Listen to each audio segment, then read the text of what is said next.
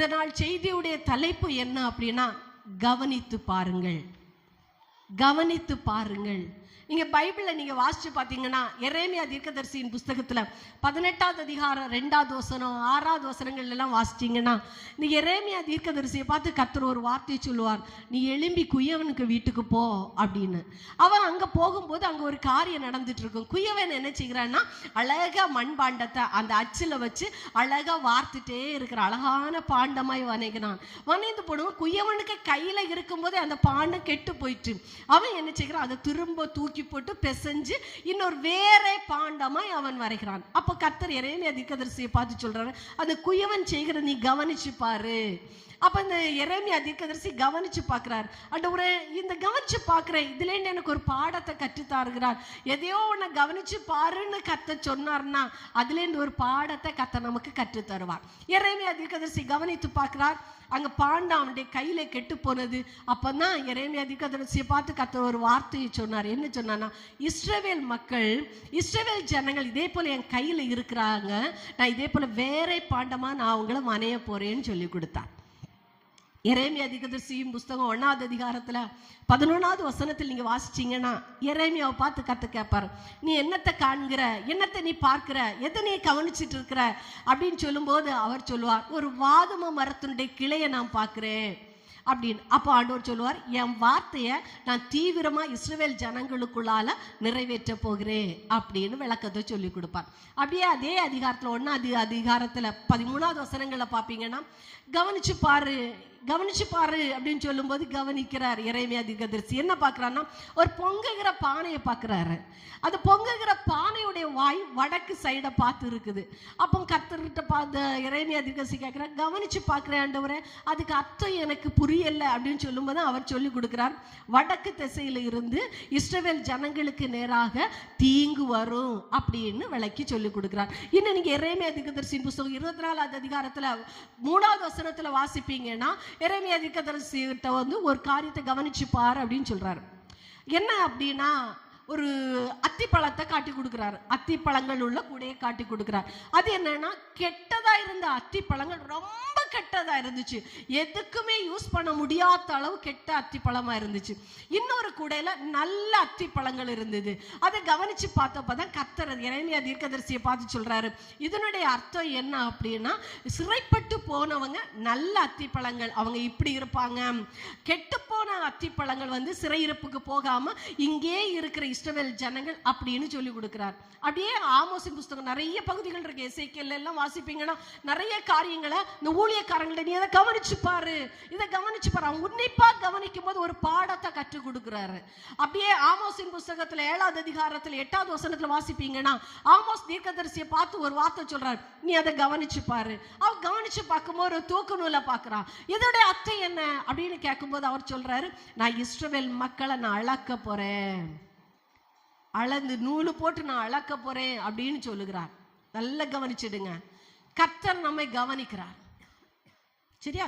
அதே கர்த்தர் தான் நம்மளை பார்த்து சொல்லுகிறார், நீ கவனி, இந்த விஷயத்தை கவனி, கவனிச்சு பாரு அப்படின்னு அவர் சொல்றார். அதை நம்ம இன்னைக்கு தியானிக்க போறோம். கர்த்தர் நம்மை அழகாய் கவனிக்கிறார். வாசிங்க பார்க்கலாம். சங்கீதங்களின் புஸ்தகம் 33வது சங்கீதத்துல, சங்கீதங்களின் புஸ்தகம் 33வது சங்கீதம் 15வது வசனங்களை வாசிப்பீங்கன்னா அழகா இருக்கிறது. அவர் இருதயங்களை உருவாக்கி அவனுடைய செய்கைகளை எல்லாம் கவனிக்கிறார். நல்லா கேட்டுடுங்க, நம்ம இருதயங்களை எல்லாம் உருவாக்கினவர் நம்முடைய செய்கைகளை கவனிச்சுட்டே இருக்கிறார். அப்படியே மல்கியாவின் புஸ்தகத்தில் வருவீங்கன்னா 3வது அதிகாரம் 11வது வசனங்கள்ல எல்லாம் நீங்க வாசிப்பீங்கன்னா, கர்த்தருக்கு பயப்படுகிற பிள்ளைகள் ஒருவரோடு ஒருவர் பேசுவதை அவர் கவனிக்கிறார். இருதயத்தை உருவாக்கி நம்ம செய்கைகளை எல்லாம் கவனிச்சுட்டே இருக்கிறார். அதே கர்த்தர் தான் கர்த்தருக்கு பயப்படுகிற 2 பிள்ளைகள் ஒருவரோடு ஒருவர் பேசுவதையும் அவர் கவனிக்கிறார். அப்படியே சங்கீதத்துல வாசிப்பீங்கன்னா 10வது சங்கீதத்துல 14வது வசனத்துல வாசிப்பீங்கன்னா, அதே கர்த்தர் நம்முடைய உபத்திரவத்தையும் கவனிக்கிறார், நம்முடைய குரோரத்தையும் அவர் கவனிக்கிறார். நல்லா புரிஞ்சிடுங்க. எரேமியா தீர்க்கதரிசியை பார்த்து அதை கவனின்னு சொல்லி கவனிக்கும் போது அதிலிருந்து ஒரு பாடத்தை கற்றுக் கொடுத்த கர்த்தர் அவரும் சில விஷயங்களை நம்மிடத்துல கவனிக்கிறார். நம்முடைய வாயின் வார்த்தைகளை கவனிக்கிறார். நம்ம பேசுகிறத கவனிக்கிறார், நம்ம படுகிற உபத்திரவத்தை கவனிக்கிறார். அந்த தாவீது சொல்லும்போது சொல்லுவார், நம்முடைய விண்ணப்பங்களை அவர் கவனிக்கிறார். ஒருவேளை நீங்க சொல்லுவீங்க, கர்த்தர் என்னுடைய விண்ணப்பத்தை கவனிச்சா ஏன் எனக்கு பதில் தரலே? நீங்க ஒருவேளை கேள்விகளை கேட்கலாம். ஏற்ற காலத்துல எப்போ எந்தெந்த பதில தரணுமோ அப்போ கர்த்தர் நமக்கு பதில தந்து நம்மை கனம் பண்ணுவா. நம்ம ஆசைப்படுகிறோம், நம்ம ஜெபம் பண்ணோம்னா நமக்கு பதில தரணும்னு நம்ம ஆசைப்படுகிறோம். இல்ல, எப்போ எந்த பதில கர்த்தர் நமக்கு தரணும் அப்ப அழகாய் தந்து கர்த்தர் நம்மை நடத்துவா. அந்த தேவனுக்கு கையை தட்டி ஒரு அல்லேலூயா சொல்லுங்க பார்க்கலாம். சரி, கவனிக்க போகிறோம். வாசிங்க அந்த உபாகமத்தின் புஸ்தகம் 12வது அதிகாரம் 28வது வசனத்தில் நீங்க வாசிப்பீங்கன்னா, நீயும் உனக்கு பின்வரும் உன் பிள்ளைகளும் என்றென்றைக்கும் நன்றாய் இருக்கும்படிக்கு நான் உனக்கு கற்பிக்கிற எல்லா வார்த்தைகளையும் கவனித்து கேள். நல்லா புரிஞ்சிடுங்க. அப்ப நம்ம கவனித்து கேட்டா, கவனிச்சு பார்த்தா, கவனிச்சு நடந்தா என்ன பிரயோஜனம்னு ஒருவேளை நீங்க நினைக்கலாம். இந்த வசனம் அழகாய் நமக்கு கற்று தருகிறது. கவனிச்சு கேட்டோம்னா, கர்த்தர் சொல்லுகிற வார்த்தைகளை கவனிச்சு கேட்டோம்னா நம்மவும் நமக்கு பின் வருகிற நம்முடைய பிள்ளைகளும் நன்றாயிருப்பீங்க. எத்தனையோ வார்த்தைகளை கர்த்தர் நம்ம பார்த்து எச்சரிக்கிறார், ஊழியக்காரங்களை கொண்டு எச்சரிக்கிறார், வேதத்தை படிக்கும் போது நம்மோடு கூட எச்சரிக்கிறார். அந்த வார்த்தைகளை கவனிக்கணும், அந்த வார்த்தைகளை கவனிக்கணும். கவனிக்கும் போது அதன்படி செய்ய நம்ம பிரயாசப்படுவோம், அதன்படி நடக்க பிரயாசப்படுவோம். நம்ம பிரயாசப்படும் போது நம்ம மட்டும் இல்ல, நமக்கு பின் வருகிற நம்முடைய பிள்ளைகளும் நன்றா இருப்பாங்க. கையை தூக்கி தான் ஒரு அல்லேலூயா சொல்ல மாட்டீங்களா? உபாகமம் 24வது அதிகாரத்துல 8வது வசனத்துல வாசிப்பீங்கன்னா, லேவியராகிய ஆசாரியர்கள் உங்களுக்கு சொல்லுகிற வார்த்தைகளை நீங்க கவனிச்சு கேளுங்க, கவனிச்சு கேளுங்க. அதுக்கு நீங்க எச்சரிக்கையா இருங்க. ஊழியக்காரங்க சொல்லுகிற வார்த்தைகளை கேட்கிற நேரத்துல தூக்கத்துக்கு இடம் கொடுக்காதீங்க, அங்க இங்க பார்க்காதீங்க. கேட்கிறதற்கு நீ தீவிரமா இருன்னு கர்த்தர் சொல்றாரு. ஒரு வார்த்தை நமக்கு நேரம் வருதா, ஊழியக்காரங்களை கொண்டு கர்த்தர் பேசுறாரா? என்னோடு கூட ஒரு கர்த்தர் ஒரு வார்த்தையை பேச மாட்டாரா? என்னோடு கூட எனக்கு உணர்த்தி தர மாட்டாரா? நான் செய்ய வேண்டிய காரியத்தை என்னோட கர்த்தர் பேச மாட்டாரா? அப்படி ஒரு வாஞ்சை உங்க இருதயத்துல இருந்துன்னா நிச்சயம் பரிசுத்த ஆவியானவர் உங்களோடு கூட பேச அவர் வல்லவரா இருக்கிறார். வாஞ்சை உள்ள ஆத்துமாவை திருப்தி ஆக்குகிறவர். ஆமா, நம்ம இருதயம் ஃபுல்லா இருந்தா நான் பெர்ஃபெக்டா இருக்கிறேன், நான் ஓகே எல்லாத்தையும் நான் கரெக்டா இருக்கிறேன், அந்த மனநிலையோட தேவ சமூகத்துல இருக்கும்போது கர்த்தர் நம்மகிட்ட பேசவே மாட்டார். ஒரு சின்ன பிள்ளைய போல, ஏசப்பா என்கிட்ட பேசுங்கப்பா, ஒரு வார்த்தை என்னோட பேசுங்கப்பா, கர்த்தர் நிச்சயம் நம்மோடு கூட பேசுவார். அல்லேலூயா. சந்தோஷமா ஒரு அல்லேலூயா சொல்லுங்க பார்க்கலாம். இந்த வசனத்தை மட்டும் வாசிங்க. ஏசாயா தீர்க்கதரிசியின் புஸ்தகம் 8வது அதிகாரம் 20வது வசனம். எல்லாரும் சேர்ந்து படிச்சீங்கன்னா கொஞ்சம் நல்லா இருக்கும். ஏசாயா தீர்க்கதரிசியின் புஸ்தகம் 8வது அதிகாரம் 20வது வசனம் சேர்ந்து படிங்க பார்க்கலாம். வேதத்தையும் சாட்சி ஆகமங்களையும் கவனிக்க வேண்டும், இந்த வார்த்தைகளின்படியே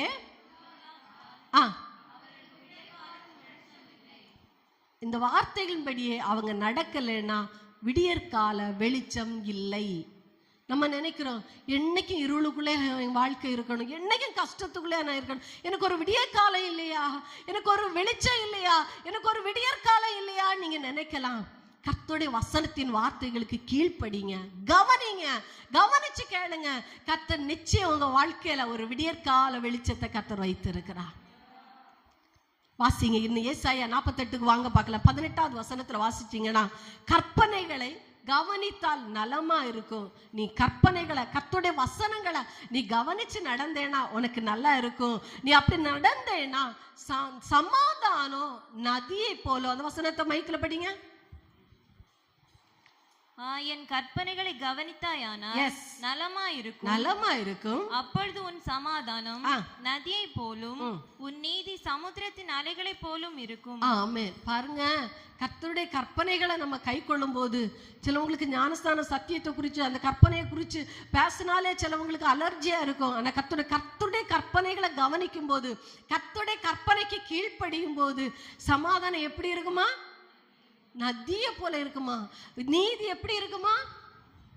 எஸ், கர்த்தர் அப்படியே செய்கிறவர். நம்ம நினைக்கிறேன் வீட்டுல சமாதானம் இல்லை, எனக்குள்ள சமாதானம் இல்லை. நீங்க தேவ கற்பனைக்கு கீழ்ப்படிங்க பார்க்கலாம், தேவனுடைய கற்பனைப்படி நடங்க பார்க்கலாம், ஊழியக்காரங்க சொல்ற நல்ல வார்த்தைகளுக்கு கீழ்ப்படிங்க பார்க்கலாம். சமாதானத்தை உங்க வாழ்க்கையில நதியை போல கர்த்தர் கட்டளையிடுவா. சரி, கர்த்தருடைய பிள்ளைகள் 4-5 மிருகங்களை உங்களுக்கு கவனிக்க சொல்றாரு. இதை நீ கவனிச்சு பாரு, அதுல இருந்து ஒரு பாடத்தை கர்த்தர் கற்று தரப்போகிறார். சரி, ஃபர்ஸ்ட் வாசிங்க. யோபுவின் புஸ்தகம் 40வது அதிகாரம் 15வது வசனத்தை எல்லாரும் சேர்ந்து படிக்க போறீங்க. ஒரு ஆள் மைக்கில் படிங்க சத்தமா. ஏசாயா தீர்க்கதரிசியின் புஸ்தகம் 40வது அதிகாரம் 15வது வசனம் வாசிக்கலாம். யோபு 40:15 படிங்க. இப்போதும் பினோமோத்தை நீ கவனித்து பார், பிகேமோத்தை கவனித்து பார், உன்னை உண்டாக்கினது போல. போதும், பிகேமோத்தை கவனித்து பார். ஃபர்ஸ்ட் எதை கவனித்து பார்க்கணுமா? பிகேமோத்தை கவனித்து பார். இந்த பிகேமோத்து அப்படின்னா அது என்ன அப்படின்னா, யானை மாதிரி ரொம்ப பெருசா இருக்கிற ஒரு மிருகம் தான் பிகேமோத். சரியா? அது பெரிய கொம்பு இருக்கும். அதாவது அழகா நான் உங்களுக்கு சொல்லி தரணும் அப்படின்னா, டைனோசரஸுடைய ஒரு இனம். டைனோசரஸ் பார்த்தீங்கன்னா அழிந்து போன மிருகங்களுடைய இனத்துல ஒண்ணுதான் இந்த பிகேமோத். சரியா? கர்த்தர் நம்மளை பார்த்து சொல்லுகிற ஒரு வார்த்தை, நீ எதை கவனித்து பாரு? பிகேமோத்தை நீ கவனித்து பாரு. அப்ப அதுல இருந்து ஒரு பாடத்தை நமக்கு கற்று தரப்போகிறார். அடியே கீழே படிங்க, 19வது வசனத்தை படிங்க பார்க்கலாம். தேவனுடைய கிரியைகள்ல ஒரு பிரதானமான கிரியை இந்த பிகேமோத்து தான். உன்னதமான ஒரு கிரியை பிகேமோத். அதாவது இந்த டைனோசரஸ் எல்லாம் அழிந்தது மாதிரி இது டைனோசரஸ்ல ஒரு இனம். அதே மாதிரி டைனோசரஸ் போலவே இருக்கும், பெரிய நீண்ட கொம்புகள் இருக்கும், யானை மாதிரி ஹைட் அண்ட் வெயிட்டா இருக்கும். அதுதான் பிகேமோத். சரியா? அப்போ அந்த பிகேமோத்தை நீ கவனிச்சு பாரு. அதுல இருந்து ஒரு பாடத்தை கர்த்தர் நமக்கு கற்று தருகிறார். எல்லாரும் சேர்ந்து வாசிப்போமா? 23வது வசனத்தை சேர்ந்து படிங்க பார்க்கலாம். இதோ நதி புரண்டு வந்தாலும் அது பயப்படாது, யோர்தான் நதியை அவ்வளோ தண்ணீர் அதுக்கு முகத்துக்கு மேல மோதினாலும் அது அசையாமல் இருக்கும். இந்த பிகேமோத்தை கவனித்து பார்க்க சொன்ன கர்த்தர் பிகேமோத்துட்டேந்து ஒரு பாடத்தை கற்று தர்றாரு. என்ன பாடத்தை கற்று தர்றாருன்னா, நீங்களும் நானும் உங்களுக்கு எனக்கு நெருக்கம் உண்டு, பூமியில பாடுகள் உண்டு. அவன் தண்ணீரை போல நெருக்கங்களோடு, ஒரு தண்ணி போச்சுன்னா அடுத்த தண்ணி வரும், ஒரு கஷ்டம் போச்சுன்னா அடுத்த கஷ்டம் வரும். எத்தனை தான் கஷ்டம் உங்க வாழ்க்கையில வந்தாலும் கிறிஸ்துவின் அன்பை விட்டு நீங்க அசையாம, அந்த பிகேமோத்து எப்படி அசையாம இருக்குதோ அதே போல இருக்கணும்னு கர்த்தர் விரும்புகிறார். கர்த்தருடைய பிள்ளைகளே, இந்த பிகேமோத்துட்டேன்னு அழகாய் கர்த்தர் நமக்கு நல்ல ஒரு பாடத்தை கற்று தர்றார். என்ன பாடம்னா, என்ன நெருக்கம் வந்தாலும், என்ன சோதனை வந்தாலும், என்ன பாடுகள் வந்தாலும் கர்த்தரை விட்டு அசையக்கூடாது, கர்த்தரை விட்டு பின்வாங்கி போகக்கூடாது, கர்த்தரை விட்டு தூரமா போகக்கூடாது. என்னை கேட்கிற தேவனுடைய பிள்ளைகளே, எப்போ நம்ம அசையாம இருக்க முடியும்? அது நீங்க ஒருவேளை நீங்க சொல்லலாம், பிகேமோத் ஒரு மிருகம், அதுக்கு மேல தண்ணி மோதுனா அது அப்படி ஸ்ட்ராங்கா நிக்கி. நாங்க மனுஷர்கள், எங்களுக்கு நெருக்கங்கள் வரும்போது மனம் சோர்ந்து போகுதுன்னு ஒருவேளை நீங்க நினைக்கலாம். கர்த்தருடைய பிள்ளைகளே, உங்களை பார்த்துதான் கர்த்தர் ஒரு பிகேமோத்தை கவனித்து பாருன்னு சொன்னாரு. கவனித்து பார்த்தோம்னா கர்த்தர் சொல்ற ஒரு வார்த்தை, அத மாதிரி நீ உறுதியா இருக்கணும், அத போல நீ அசையாம இருக்கணும், அத போல நீ பயப்படாம இருக்கணும்னு சொல்ற கர்த்தர். அப்ப நீங்க நமக்குள்ள ஒரு கேள்வி வரும், எப்போ நம்ம அசையாம இருக்க முடியும்? அந்த கஷ்டம் நம்மளால அசையாம இருக்க முடியும். வாசிங்க, என்னோடு கூட சேர்ந்து பைபிளை திருப்பி கொள்ளுங்க. சங்கீதங்களின் புஸ்தகம் 96வது சங்கீதம் 10வது வசனத்தை படிங்க பார்க்கல. எடுத்தவங்க, கர்த்தர் ராஜரீகம் பண்ணுகிறார், கர்த்தர் ராஜரீகம் பண்ணுகிறார், ஆகையால் பூச்சக்கரம் அசையாதபடி உறுதிப்பட்டிருக்கும். போதும். கர்த்தர் ராஜரீகம் பண்ணுனா, கர்த்தர் உங்களை ஆளுகை செய்தா நீங்க அசைக்கப்படவே மாட்டீங்க.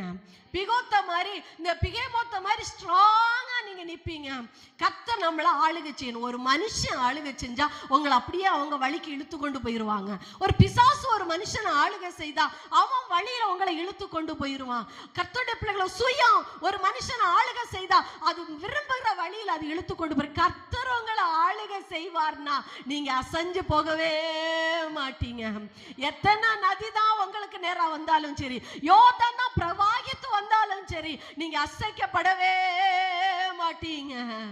கர்த்தர் உங்களை ஆளுகை செய்யணும். ஒரு நிமிஷம் இருதயத்துல கை வச்சு, ஏசப்பா நீங்க எங்க குடும்பத்தை ஆளுகை செய்யுங்க ஆண்டவரே, நீங்க என்னை ஆளுகை செய்யுங்கப்பா, நான் அசைக்கப்படக்கூடாது. இந்த பிகேமோத்தை போல நான் உறுதியா இருக்கணும் ஆண்டவரே, அசையாம இருக்கணும். எத்தனை பேர் விரும்புறீங்க? அவங்க மட்டும் இருதயத்துல கையை வச்சு, ஏசப்பா என்னை நீங்க ரட்சித்து இருக்கிறீங்க, நல்ல ஒரு சபையில கொண்டு வந்து நாட்டி இருக்கிறீங்க, நான் முடிவு பரியந்த அந்த சபையில அசையாம இருக்கணும் ஆண்டவரே, நாட்டப்பட்டவர்களா இருக்கணும் ஆண்டவரே. ஆமே, விரும்புறவங்க மட்டும் கையை தட்டி ஸ்தோத்திரம் சொல்லுங்க பார்க்கலாம். ஹல்லேலூயா. நன்றி ஏசப்பா, நன்றி ஏசப்பா. கர்த்தருடைய வருகை மட்டும், கர்த்தாவே எங்களுடைய மரணம் மட்டும் நீ நாட்டின சபையில் அசையாம, எத்தனை நெருக்கங்கள் வந்தாலும், எத்தனை பாடுகள் வந்தாலும், எத்தனை கண்ணிகள் வந்தாலும் அசையாம உறுதியா இருக்கிற பிகேமோத்துகளாய் கர்த்தர்களை மாற்றுகிறதற்காக ஸ்தோத்திரம் ஆண்டவரே. நன்றியப்பா.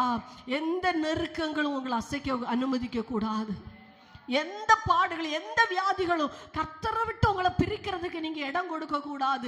கர்த்தருக்குள்ள உறுதியா இருக்க பலன் தருவதற்கு கையை தட்டி ஸ்தோத்திரம் சொல்லுங்க பார்க்கலாம். சரி, கர்த்தர் நம்மளை ஆளுகை செஞ்சா நம்ம அசைக்கப்பட மாட்டோம். அதே சங்கீதம் 46வது சங்கீதம் 5வது வசனம் நமக்கு கற்று தருகிறது, தேவன் அதில் நடுவில் இருந்தா அது அசையாது.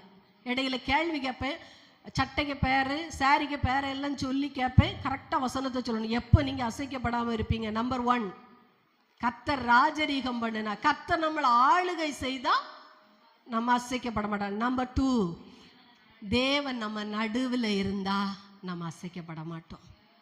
தேவன் நம்ம நடுவில் இருக்கணும். கணவன் மனைவிக்கு இடையில கர்த்தர் இருக்கணும். பிள்ளைகளுக்கு நமக்கு இடையில கர்த்தர் இருக்கணும். நம்ம வீட்டுக்குள்ளால கர்த்தர் இருக்கணும். எத்தனை வீட்டில் குடும்ப ஜெபம் உண்டு? கை தூக்கி காட்டுங்க. என் வீட்டில் குடும்ப ஜெபம் உண்டுன்னு உள்ளவங்க கை தூக்கி காட்டு. Okay okay, very good very good. ஆமாம், சிலவங்க குனிஞ்சிருக்கீங்க. God bless you. கர்த்தர் உங்களை ஆசீர்வதிப்பார். இன்னைக்கு கர்த்தர் உங்களை பார்த்து தான் சொல்கிறேன், உங்கள் நடுவில் கர்த்தர் இல்லை, நீங்கள் அசைக்கப்பட்டு போயிடுவீங்க. உங்கள் வீட்டுக்குள்ள சீரியல் ஓடுது, உங்கள் வீட்டுக்குள்ள எல்லாமே ஓடிட்டு இருக்குது. அது நடுவில் உங்கள் வீட்டில் குடும்ப ஜெபம் இல்லாததுனால நீங்கள் அசைக்கப்பட்டு போயிடுவீங்க. உங்கள் வீட்டுக்குள்ளால குடும்ப ஜெபம் நடக்கணும்.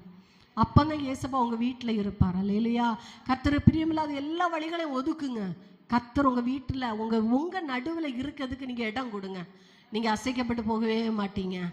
அதே சங்கீதத்தில் வாசிங்க பார்க்கலாம். 125வது சங்கீதம் 1வது வசனத்தில் சொல்ல, கர்த்தரை நம்புகிறவர்கள் என்றென்றைக்கும் அசையாமல் நிலைத்திருக்கிற சீயோன் பர்வதத்தை போல இருப்பா. அப்ப கர்த்தரை நம்புகிறவங்க அசைக்கப்பட்டு போகாம பிகேமோத்தை போல இருப்பாங்க.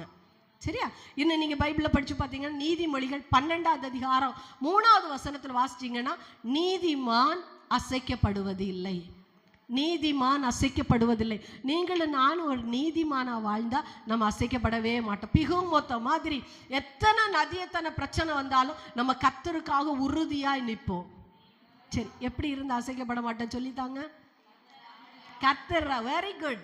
கர்த்தர் ராஜரீகம் பண்ணினா நம்ம அசைக்கப்பட மாட்டோம். நம்பர் 2, தேவன் நம்ம நடுவில் இருந்தா அசைக்கப்பட மாட்டோம். நம்பர் 3, கர்த்தரை நம்புகிறவங்க அசைக்கப்படும். ஆண்கள்லாம் சேர்ந்து கடைசி பாயிண்ட் சொல்லுங்க பார்க்கலாம்.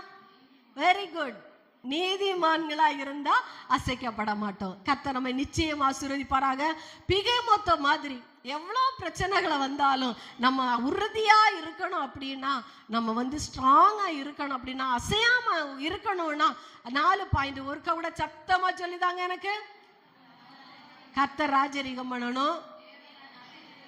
ஓகே, கர்த்தரை நம்பி இருக்கணும், நீதிமான்களா இருக்கணும். இருந்தா நம்ம அசைக்கப்படவே மாட்டோம். எவ்வளோ நதியத்தான பிரச்சனை வரட்டும், கர்த்தருக்குள்ள நம்மளை திடப்படுத்துவோம், அசையாம இருப்போம். ஒரு கதை ஞாபகம் வரனால சொல்றேன், கேளுங்க. ஒரு நாள் ஒரு தம்பி, வாலிப தம்பி புதுசா ரட்சிக்கப்பட்டான். ரட்சிக்கப்பட்டவன் என்ன செஞ்சான் அப்படின்னா, ஒரு நாள் ஒரு வீட்டுக்கு போனானா. சரியா?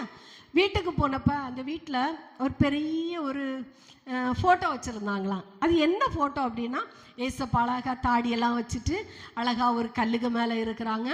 நிறைய ஆடுகள்லாம் இயேசுவை பற்றி சுற்றி இருக்குது. பார்த்துருக்கீங்களா? நிறைய பேர் சிரிக்கிறத பார்த்த மாதிரி இருக்கு. நிறைய ஆடுகள்லாம் இப்படி சுற்றி நிற்கிது. அது ஒரு ஆடை மட்டும் ஏசப்பா என்ன செஞ்சாரா, தூக்கி தோளில் போட்டுட்டு அப்படியே இருந்தாராம். கையில் ஒரு கம்பு இருந்துச்சான், நீண்ட தாடி இருந்துச்சு. இதையும் அப்படியே கவனிச்சுட்டே இருந்தானா. அப்படியே கவனித்து பார்த்துட்டே இருந்தப்ப இவனுக்கு ஒரு யோசனை வந்தான்.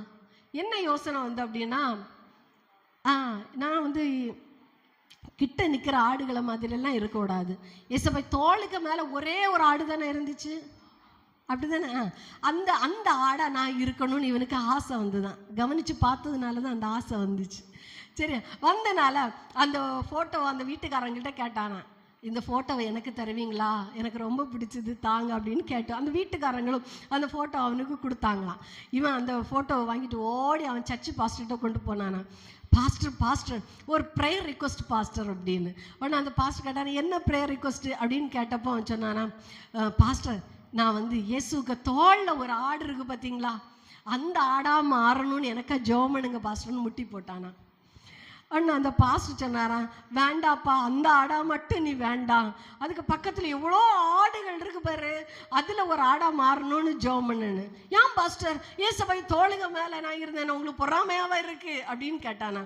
உடனே இந்த பாஸ்டர் வந்து அதுக்கு விளக்கம் கொடுத்தாரா, இந்த ஆடு எந்த ஆடு அப்படின்னா, ஒன்று காணாம ஓடி போச்சு பார்த்தீங்களா, இந்த மேய்ப்பனுக்கு சொல்லி கேட்காம போய் அங்கே புதருக்குள்ளால சிக்கி அங்கே பின்வாங்கி போய் அந்த புதருக்குள்ளால சாகிற தருவாயில் இருக்கும் மேய்ப்பன் ஓடி போய் அந்த 99 ஆடுகளை இங்கே விட்டுட்டு அந்த ஒரு ஆடை தேடி போய் தோளில் போட்டு கொண்டு வந்தாலாம். இப்பவும் ஏன் அந்த ஆடை தோளுக்கு மேலே போட்டிருக்கிற தெரியுமா? அழகா சொல்றீங்க. திரும்ப அது என்ன செய்யக்கூடாது, பின்வாங்கி போகும், கீழே விட்டு அது ஓடிடும். அதனால தான் அது திரும்ப பின்வாங்கி போகக்கூடாதுன்னு சொல்லிட்டு அதை தோளுக்கு மேலே வச்சிருக்கிறார். அதனால நீ பின்வாங்கி போகிற ஒரு ஆடாக இருக்கண்டா, பக்கத்தில் எவ்வளோ 99 இருக்கு, அதில் ஒன்றா நீ மாறணும்னு ஜோமனுன்னு சொல்லி கொடுத்தாரான். அதே போலதான் சில விஷயங்கள் நம்ம கவனிச்சு பார்க்கும்போது சில பாடங்களை நமக்கு கற்றுத்தருகிறார். இந்த பிகேமோத்தை அவங்க கவனிச்சு பார்க்கும்போது நமக்கு ஒரு பாடத்தை கற்றுத்தருகிறார். என்ன கற்றுத்தர்றாரு? நதியத்தனை பிரச்சனை வந்தாலும் பயப்படாம அசையாம இருக்கணும். எத்தனை பேர் ரெடியா இருக்கீங்க? God bless you. ரெண்டாவது எதை நோக்கி பார்க்கணும், வாசிக்கலாம். மத்தேயுவின் புஸ்தகம் 6வது அதிகாரம் 28வது வசனம். எடுத்தவங்க சத்தமா வாசிக்கலாம், மைக்கில் வாசிங்க. உடைக்காகவும் நீங்கள் கவலைப்படுகிறதென்ன, காட்டு புஷ்பங்களை எப்படி வளருகிறது என்று கவனித்து பாருங்கள். ரெண்டாவது ஃபர்ஸ்ட் எதை கவனித்து பார்க்க சொன்னாரு? பிகேமோத்தை கவனித்து பார்க்க. சரி, கவனித்து பார்த்தப்ப என்ன பாடத்தை அவங்க கற்றுக்கொண்டாங்க?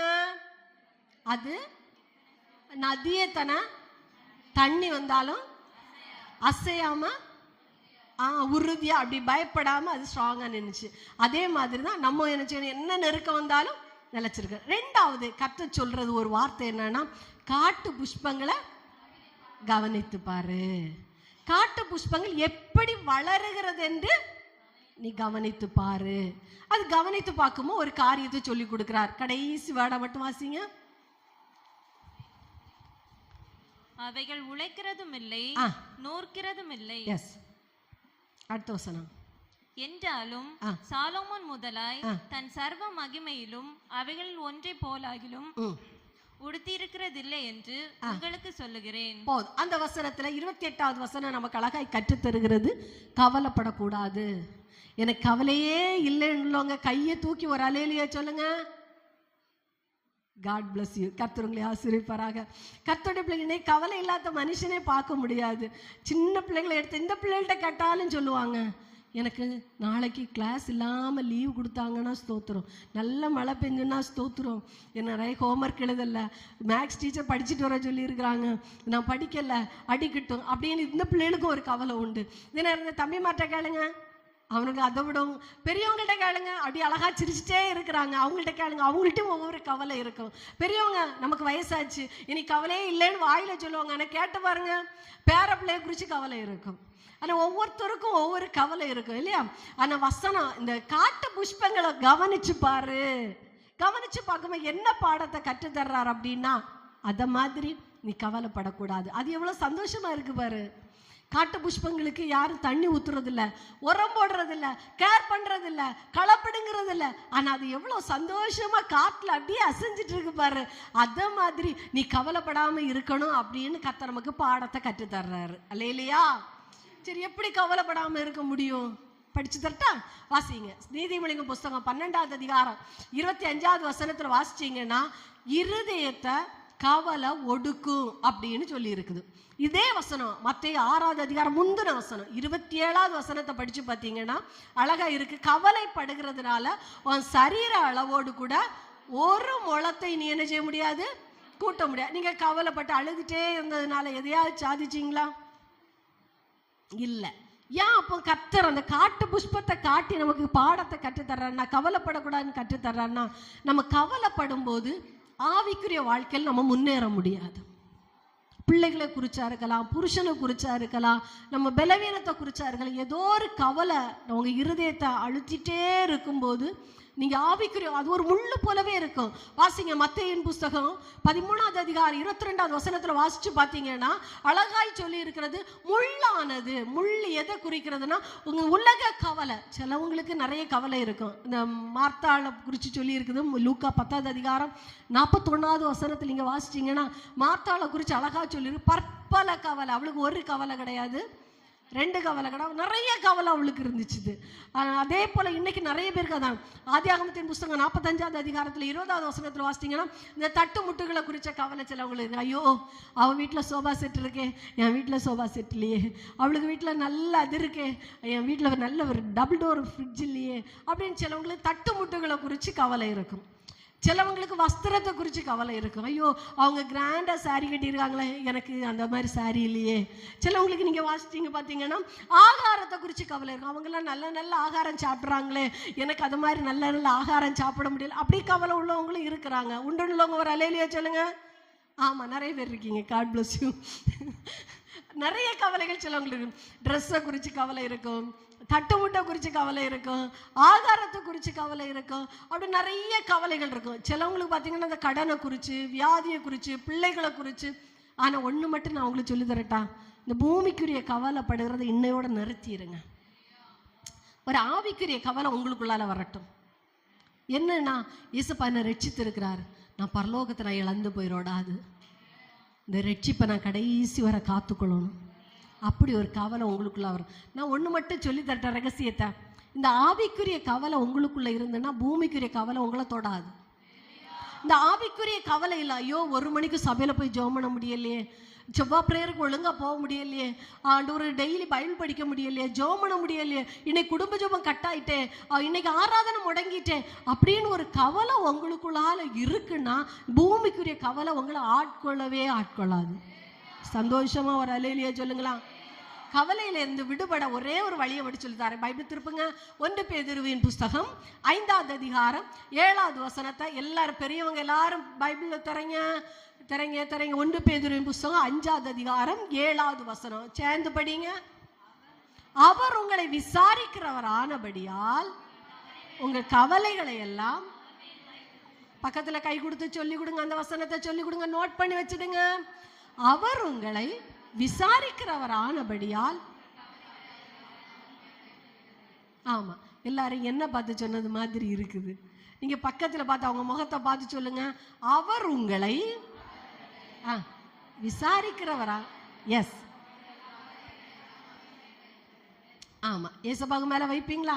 ஏன்னா நீங்க கவலைப்படக்கூடாது. பிள்ளைகளை குறித்து அதான் வாசிங்க. பிலிப்பியர் 4வது அதிகாரம் 6வது வசனத்தை படிங்க, மைக்கில் படிங்க. பிலிப்பியர் 4:6. நீங்கள் ஒன்றுக்கும் கவலைப்படாமல், ஒன்றை குறித்து நீங்க கவலைப்படப்படாதுன்னா இன்னைக்கு ஒரு தீர்மானம் எடுங்க. ஏசப்பா இந்த விஷயத்தை குறித்து நான் கவலைப்பட மாட்டேன் ஆண்டவரே. ஒன்றுக்கும் கவலைப்படாமல் எல்லாவற்றையும் குறித்து, மைக்கில் படிங்க. நீங்கள் ஒன்றுக்கும் கவலைப்படாமல் சேர்ந்து கூட வாசிங்க அந்த வசனத்தை. நீங்கள் ஒன்றுக்கும் கவலைப்படாமல் எல்லாவற்றையும் குறித்து உங்கள் விண்ணப்பங்களை ஸ்தோத்திரத்தோடு கூடிய ஜெபத்தினாலும் வேண்டுதலினாலும் தேவனுக்கு தெரியப்படுத்துங்கள். ஒருக்கா கூட அந்த வசனத்தை எல்லாரும் சேர்ந்து படிங்க பார்க்கலாம். நல்ல கவலை இல்லாதவங்களும் இருக்கிறவங்களும் எல்லாரும் சேர்ந்து அந்த வசனத்தை சத்தமா படிங்க.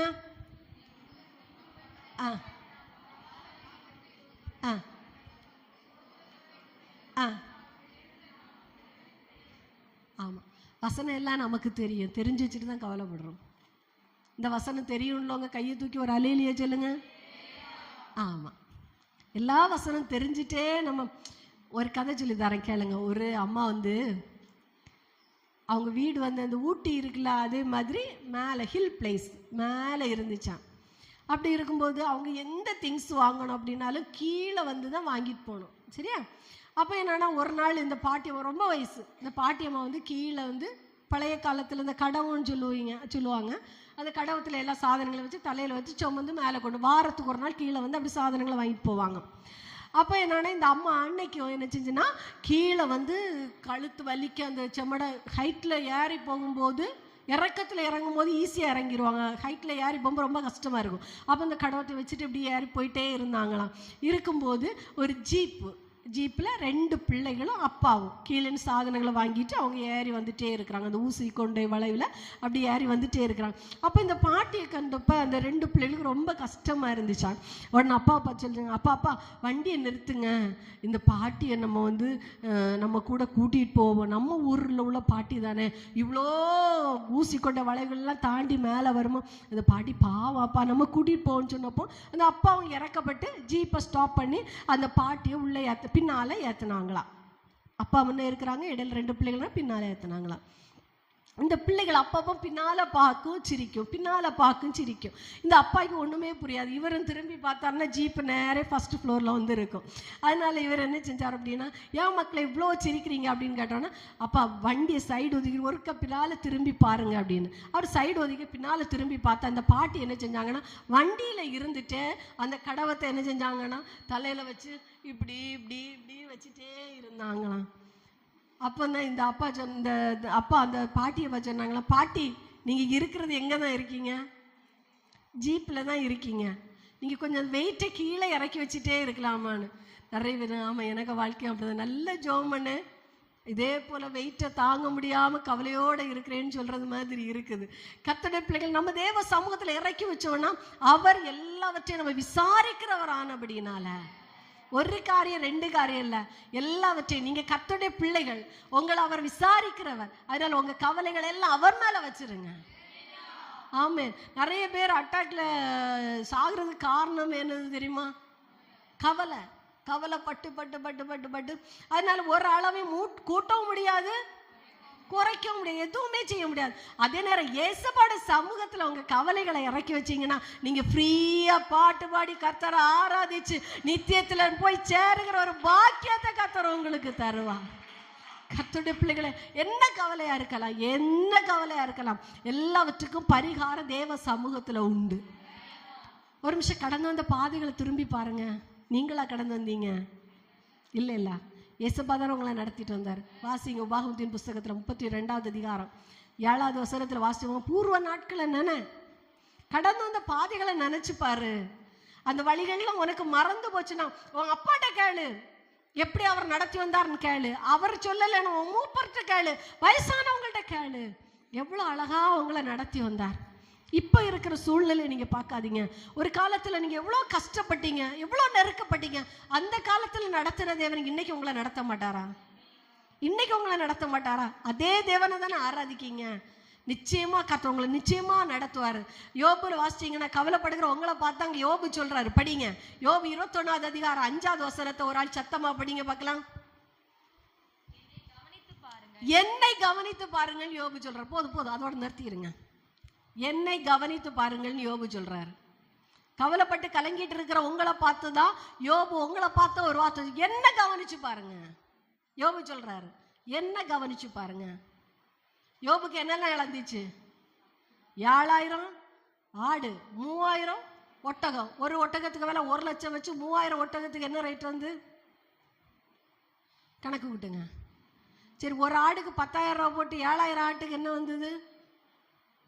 500 ஏர்மாடு கணக்கு கூட்டுங்க. ஒரு ஏர்மாடுக்கு 5000 போடுங்களேன். 500 ஏர்மாடுக்கு என்ன வந்து அங்கே எழுதி கணக்கு கூட்டுறாங்க. பரவாயில்ல, காட் பிளஸ் யூ. சரி, 500 கழுதைக்கு என்ன வந்து? ஒரு கழுதைக்கு குறைஞ்சது ஒரு 5000 ரூபா போடுங்க. அதுக்கு என்ன ரேட் வந்துன்னு பாருங்க. ஆமாம், நிறைய பேர் எழுதி கணக்கு விடுறாங்க. God bless you. கர்த்தவங்களை ஆசீர்வதிப்பாராக. கர்த்தருடைய பிள்ளைகளை அவ்வளோ ரேட்டும் அவ இழந்தான். அதே நேரம் 7 ஆம்பளை பிள்ளை 3 பொம்பளை, டோட்டல் 10 10 பிள்ளைகளை இறந்தாங்க. 10 பிள்ளைகளையும் வரிசையா அடுக்கி வச்சிரு. நம்ம ஒரு கோழி குஞ்சு செத்தாலே, நம்ம வீட்டில் வளர்க்குற ஒரு நாய் செத்து போனாலே நான் வருமனா வாலாட்டுமே. நம்ம வளர்க்குற ஒரு ஆடு செத்து போனாலே 3 நாள் குளிக்காம 3 நாள் சாப்பிடாம நம்ம வீட்டுக்காரர் செத்த மாதிரி இருக்கிறவங்களும் உண்டு. நல்லா புரிஞ்சுடுங்க. ஒரு கோழி குஞ்சு செத்து போனாலே, ஆண்டவரே இந்த காணிக்க கோழி வைப்பேன்னு நினைச்சேனே, பொருத்தனை பண்ண கோழி செத்து போச்சேன்னு கரைகிறவங்களும் உண்டு. கவலை எப்படியெல்லாம் இருக்குன்னு பாருங்க. கர்த்தருடைய பிள்ளைகளே, நான் உங்களை பார்த்து ஒரு வார்த்தை சொல்றேன். யோபு சொல்றாரு, கவலைப்பட்டு கலங்கிட்டு இருக்க உங்களை பார்த்து கர்த்தர் தீர்க்கதரிசனம் சொல்றாரு. யோபு சவால் விட்டு என்ன பாருங்க, என்ன நோக்கி பாருங்க, என்ன பாருங்கன்னு சொல்றாரு. சரி, அதெல்லாம் இழந்து போயிட்டாரு. அவருக்கு சரீர சுகபலமா இருந்துச்சா? உச்சம் தலை முதல் கால் வரையிலும் ஒரு பரு வந்தாலே அவ்வளோ வேதனை. உச்சம் தலையிலிருந்து உள்ளங்கால் வரையில கொடிய பருக்கள் இருக்கு. அதாவது ஜோசிஃபஸ் சொல்லுகிற ஆசிரியர் எழுதும்போது சொல்றாரு, அவருடைய ஃப்ரெண்டு வந்து புழுக்கலாம் ஒரு சிரட்டையை வச்சு சுரண்டிட்டு இருப்பார் இல்லையா, அந்த புழுக்களை பறக்கி அதில் போடுவார். நீ தான் என் ஃப்ரெண்டு. ஏன்னா என் மனைவியும் திட்டாங்க, கடைசியில் ஹெல்ப்பை இழந்துட்டார் மனைவிக்க. அப்போ சொல்ல புழுட்ட அவர் பேசுவாரான், நீ தான் எனக்கு தோழன், நீ தான் என்னை சேர்ந்துருக்கிற, நீ தான் என் ஃப்ரெண்டுன்னு புழுவை பறக்கி போடுவாரான். அவர் அவருடைய புத்தகத்தில் எழுதுறாரு. யோசித்து பாருங்க. ஆனாலும் ஒரு வார்த்தை சொன்னார், கர்த்தர் தந்தார் வாயினால. அவனுக்கு யோபுக்கு வாயை இசப்ப கவனிச்சுட்டே இருக்கிறாரு. ஒவ்வொன்றும் இழக்க இவன் கவலைப்படுவான், இவன் தற்கொலை பண்ணி சூசைட் பண்ணி சித்து போயிடுவான்னு சாத்தான் எதிர்பார்த்துட்டே இருக்கான். ஆனா வசனம் சொல்றது, பிகேமோத்த மாதிரி யோபு ஸ்ட்ராங்கா அசையாம கர்த்தருக்கா நின்னாரு. அதனால கர்த்தர் கைவிட்டாரா? எல்லாவற்றையும் ரெட்டிப்பான செஞ்சாரு. சித்து போன பிள்ளைகளை குறித்து பைபிளில் எழுதப்படலை. 2வது கொடுத்த பிள்ளைகளை குறித்து பைபிள் நமக்கு அழகா சூப்பரா சொல்லி இருக்குது. கர்த்தருடைய பிள்ளை. அப்போ நீங்க ஒன்றும் யோசிங்க, கவலைப்படுகிறதுனால எதையும் நீங்க சாதிக்கிறது. யோபு பாருங்க, யோபுக்கு இவ்வளவு இழந்தது. 10 பிள்ளைகளை வரிசையா அடக்கி வச்சிருக்கிறாங்க. அந்த நேரத்தில் எப்படி இருக்கணும்? ஒரு பிள்ளை செத்தாலே அட்டாக்ல சாகுற பெற்றோர் இருக்கிறாங்க. இன்னைக்கு மெண்டல் ஆகிற பெற்றோர் இன்னைக்கும் இருக்கிறாங்க. அந்த 10 பிள்ளைகளை இழந்த போதும் அவன் கர்த்தருடைய நாமத்தை தூஷிக்கல, அசைஞ்சு போகல. பிகேமோத்த மாதிரி ஸ்ட்ராங்கா அவன் கர்த்தருக்கா நின்னான். கர்த்தர் அவனை கைவிடாம இழந்தவைகளை ரெட்டிப்பாய் கர்த்தர் கொடுத்தார். கர்த்தர் உங்களையும் நிச்சயமா ஆசீர்வதிப்பார். நமக்குள்ளால கர்த்தர் சொல்லுற ஒரு வார்த்தை அதுதான், காட்டு புஷ்பங்களை கவனிச்சு பாரு. காட்டு புஷ்பம் எப்படி வளருதுன்னு கவனிச்சு பாரு.